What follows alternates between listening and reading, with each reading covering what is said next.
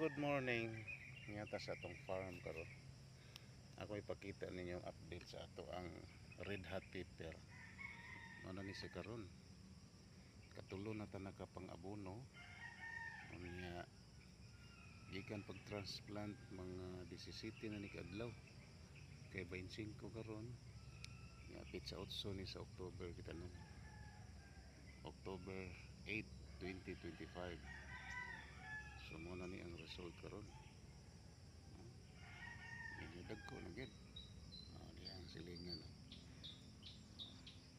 Naalang giwa ka survive kay tungos ka init sa panahon. Muna to sa siyang gihulipan. Niato ni gi intercrop og mais. Muna ang mais karon no. Tubo na.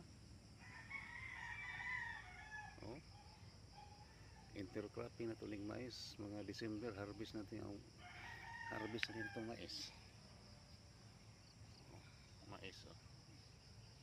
Maling mais. Pero ang uban wa maka-survive, matay sad. Ganahan ding manok put aning mais.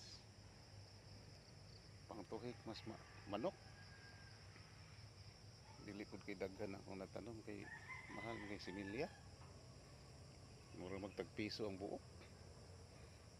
Pero mahal man yung sweet corn man siguro ni. Okay, thank you very much. Click subscribe sa mo diha. Ano na may update. Bye bye.